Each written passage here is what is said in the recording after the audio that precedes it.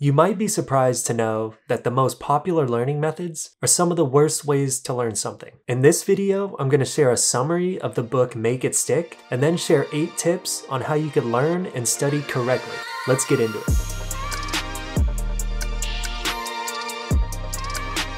What's up everyone, this is Brandon Hill and welcome back to my channel where we share content to help young professionals develop personally, professionally, and financially. One series of this channel is analyzing popular books and extracting the top takeaways that you all should know about. So be sure to check out my book reviews and analysis playlist for other books that we've covered. Let's jump into the summary. Make It Stick gives readers the holy grail of learning and memory. This book draws on recent discoveries made in cognitive psychology and offers practical and concrete techniques to learn faster, learn more, and forget less. The authors share tons of facts that are backed by research, and they give you actionable steps that you could take to start implementing. A big point made in Make It Stick is that the best learning methods are often counterintuitive. This book will debunk the most popular methods for learning and memorization, and it'll equip you with the proper tools. I would strongly recommend this book to anybody who is interested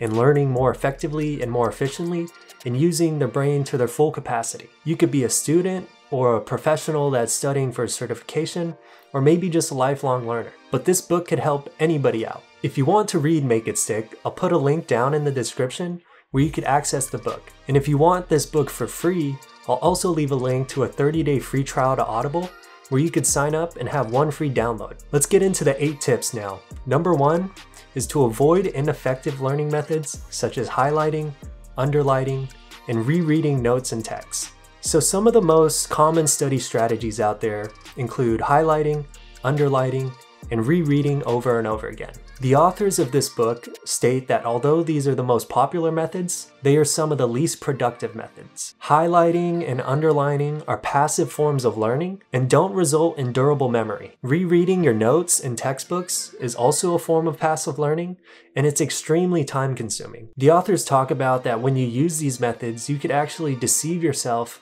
into thinking that you're grasping what you're reading. But in actuality, when you're rereading notes over and over again, all you're doing is becoming familiar with the text instead of actually understanding the underlying concepts. Tip number 2 is to implement retrieval practice. One of the several effective learning strategies that are shared is retrieval practice. Simply put, retrieval practice involves quizzing yourself. You're recalling facts or concepts from your memory. For example, if you're reading through a book, you could stop in the middle of a section and ask yourself, what did I just read? This forces you to use your memory and recall what you're learning. Another example of retrieval practice is the use of flashcards. On one side of a flashcard, you have a question, and on the back, you have an answer. When you study using flashcards, you read the question on the front, and you try to say the answer out loud or in your head before you flip it over and check it.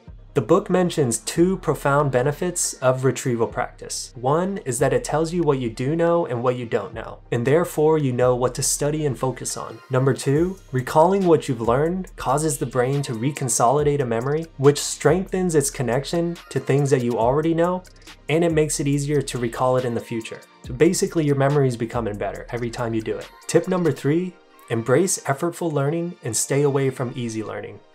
One counterintuitive insight that the book states is that learning is deeper and more durable when it's effortful. Basically, when learning is more difficult and demands more brain power, it'll be more effective and you'll have a better memory of that topic. A quote from the book reads that learning that is easy is here today and gone tomorrow. When you study, you want it to be challenging. This may take longer, but you'll learn better in the end. In the previous tip, we talked about retrieval practice. Combining tip number 1 with retrieval practice and this current tip with effortful learning results in another concept called effortful retrieval. For example, you might create a flashcard deck on a certain topic that you're studying. Rather than practicing all the flashcards that you know by heart, you should focus on the flashcards that are challenging to you and take more effort and brain power to recall. When the mind has to work, the learning sticks better. Tip number 4. Implement spaced repetition.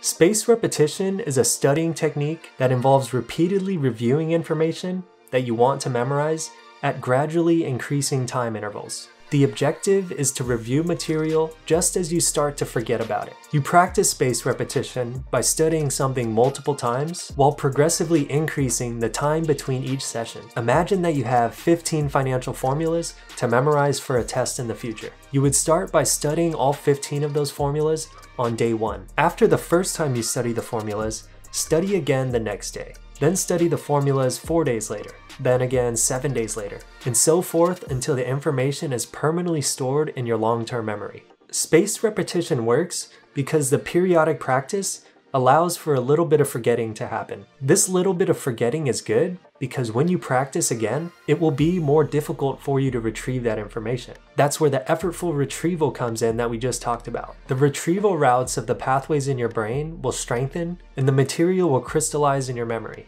Number 5 is to implement interleaved practice.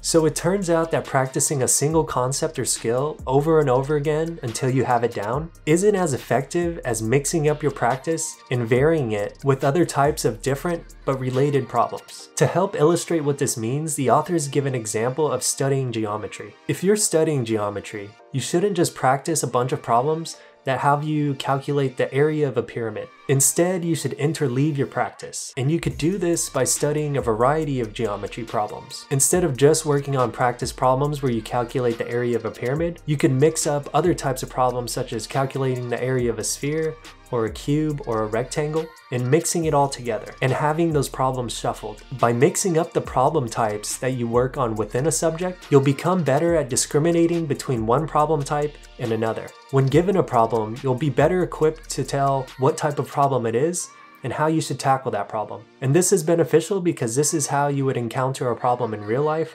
or on an exam. Number 6 is to reflect when learning new things. In Make It Stick, the authors talk about reflection being a form of practice. Reflection can involve several cognitive activities that can aid your learning and memory. They include retrieving knowledge from memory, connecting what you are thinking about to new experiences, and visualizing and mentally rehearsing what you might do differently next time. If you don't stop every now and then to reflect, you could be missing out on these critical benefits. It might seem inefficient to take breaks for reflection, but if you skip out on reflection and you just continue reading your notes and textbooks, you may not fully absorb the material. Also, if you're studying and you get a question wrong, reflect on why you got it wrong so you don't make that same mistake again next time. Number 7 is to focus and build upon the basics while on the road to mastery. The authors of Make It Stick talk about how mastery in any field, from cooking to chess to brain surgery, is a gradual accumulation of knowledge, conceptual understanding, judgment, and skill. Mastery requires you to have the possession of knowledge, as well as a conceptual understanding of how to use that knowledge. Before you run, you need to learn how to walk. And before you walk, you need to learn how to crawl. Crawling, when it comes to learning, is mastering the basics and the fundamentals. Don't try to advance too quickly without learning the basics first. Once you have the basics mastered, you have a solid foundation to advance to the next level. Finally, tip number 8, don't just acknowledge your mistakes, but learn from them. When learning is effortful and you're using all of these effective study strategies, you're going to make a lot of mistakes. When studying, don't just check to see if you got an answer wrong or not. A mistake is an opportunity to learn and improve. The book says that making mistakes and learning from them builds bridges to advanced levels of learning. So see your mistakes as lessons. Analyze what you got wrong and why you got it wrong. If you can understand what led you to an incorrect answer, you'll know not to make that same mistake again. That wraps up the 8 tips on how to learn and study correctly from the book Make It Stick, and I highly recommend that you read it. Again, to read this book, I'll put a link in the description for where you could access the book on Amazon, and if you want this book for free, I'll also leave a link in the description for a 30-day free trial to Audible, where you could get 1 free download when you sign up. In the meantime, I'll get working on the next video for you. I'll see you then.